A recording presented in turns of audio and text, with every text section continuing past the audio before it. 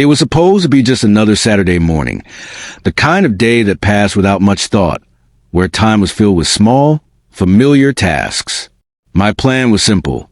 Work on the old Mustang, take care of the brake pads, and let the hours slip by in the garage. The space smelled of engine oil, mixed with a faint scent of cleanser I'd used earlier to wipe down my tools and workbench. The radio hummed softly in the background, barely loud enough to register, blending into the rhythm of my movements. The repetitive click of the wrench as I tightened bolts created a steady, almost meditative pattern.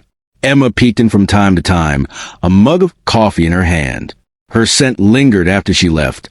Soft, floral, the kind of fragrance that conjured images with just a whiff. She never stayed long, just enough to check on me, flash a quick smile, and disappear again. As she moved in and out, she casually mentioned her plans for the day, a trip to the country club with Claire, followed by some shopping. Nothing unusual, nothing that warranted a second thought. I barely looked up from my work, offering nothing more than a distracted nod and a murmur of acknowledgement. But then midday arrived, and the air in the garage shifted. Emma entered again, but this time, she wasn't the same woman who had been darting in and out all morning. She stood in the doorway, wearing a beige dress that hugged her figure in a way that demanded a second glance. Her sandals, delicate and expensive-looking, tapped softly against the concrete floor. Her hair, usually tossed into a quick ponytail or left in loose waves, was styled with precision, each strand placed with purpose. She looked polished, too polished for an afternoon with Claire. I paused, wrench in hand, taking her in. "You look nice," I said, keeping my voice neutral. Emma smiled, the corners of her lips curving just enough to suggest she noticed my reaction.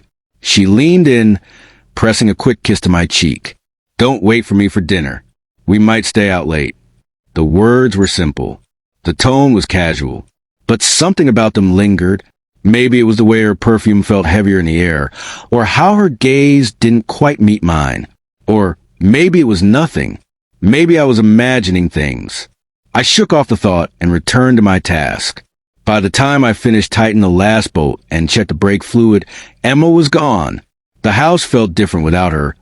Quieter, almost unnervingly so. The low hum of the radio, which had once been a comforting backdrop, now seemed insufficient, unable to fill the emptiness she left behind. I shrugged it off. People dressed up sometimes. Maybe she and Claire had picked out a fancy lunch spot, the kind where the servers wore ties and the menus didn't have prices. Women like that sort of thing. There was no reason to overthink it. And yet, as the afternoon stretched on and the sun dipped lower in the sky, my mind kept drifting back to that dress. Those sandals. The way she said not to wait for her. Looking back, I think that was the first crack in the foundation. Small, barely noticeable. The kind of thing you don't realize is there until it begins to spread. At the time, I had no way of knowing. I just assumed Emma was living her life, the same way I was living mine. If only it had stayed that simple. If only I hadn't started paying attention. Maybe then, everything would have remained intact. Maybe I wouldn't have ended up standing in the ruins of what used to be our life. But cracks have a way of growing, don't they? And sometimes, all it takes is one small moment to tug at the thread that unravels everything. Sunday mornings in our house were usually peaceful. Emma liked to sleep in, and I used the time to catch up on chores. That morning, I decided to tackle the ever-growing pile of laundry that had been threatening to spill from the basket. It was just another mindless task, something to keep me occupied until Emma woke up and we could have breakfast together. I moved through the clothes mechanically, t-shirts, jeans, Emma's blouses. Then, something caught my eye. At first, it was minor, just a texture.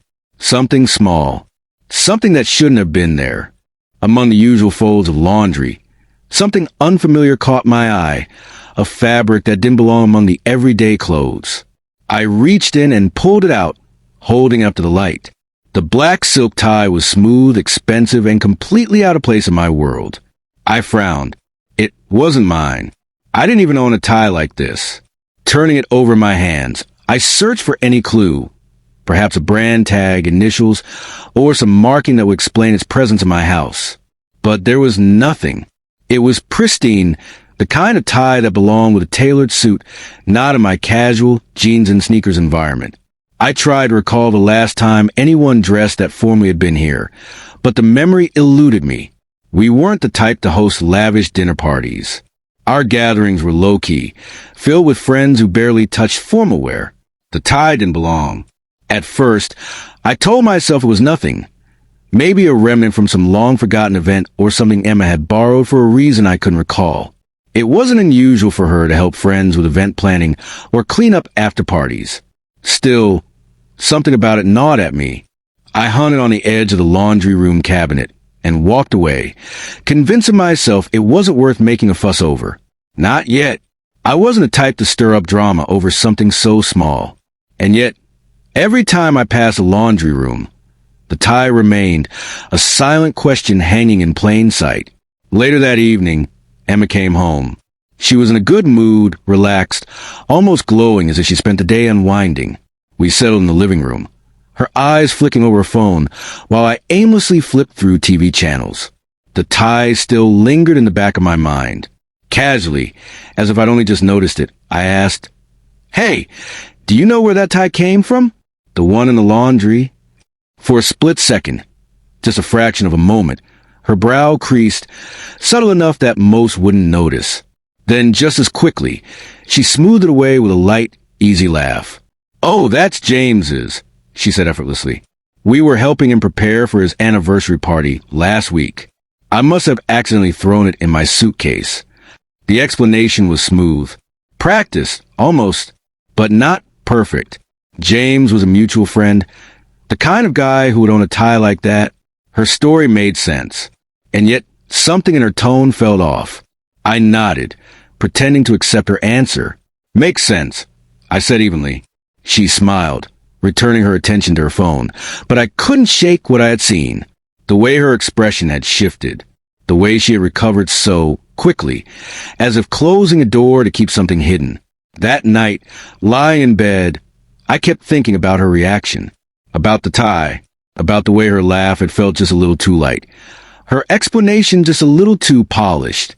It wasn't enough to accuse her of anything. Not yet, but it planted a seed.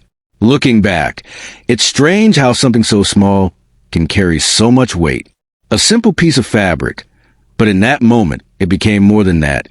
It became a question I couldn't ignore. I told myself to let it go, to trust her, but trust is a fragile thing. Once it cracks, no matter how small the fracture, you can't help but wonder when it will shatter. And deep down, I had a feeling this was only the beginning. There were other things, small, scattered pieces that didn't yet fit together. The tie, the cufflinks, the faint murmur of a male voice when she thought I wasn't listening, the hushed conversations I'd overheard at the restaurant. None of it screamed betrayal, but none of it sat right either. It was as if Emma had carefully constructed a flawless image. But beneath the polish, cracks were beginning to show. One comment, in particular, lingered in my mind. Victor, one of Emma's colleagues, had mentioned something cryptic at work. If this gets out, the company won't survive. What could be so damaging, so dangerous, that it had Emma and her boss, Caleb, speaking in hushed voices behind closed doors? And why did Emma look so nervous when she thought no one was watching? I needed answers, but I wasn't going to confront her. Not yet. That's when Ethan came up with an idea.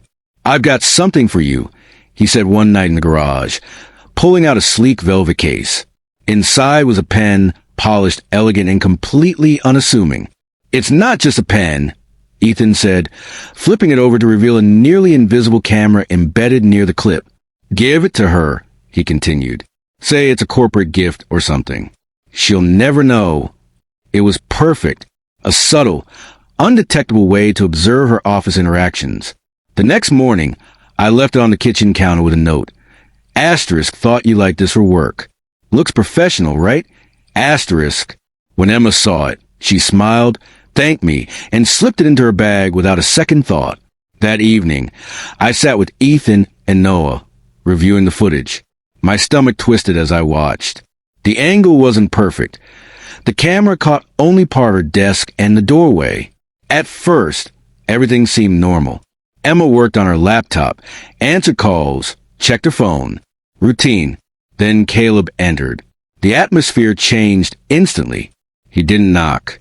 He just walked in, closing the door behind him. Emma's body stiffened, her fingers freezing mid-typing. Caleb leaned over her desk, his voice low but firm. The camera didn't catch every word, but I didn't need to hear them. Something was going on, and I was going to find out what.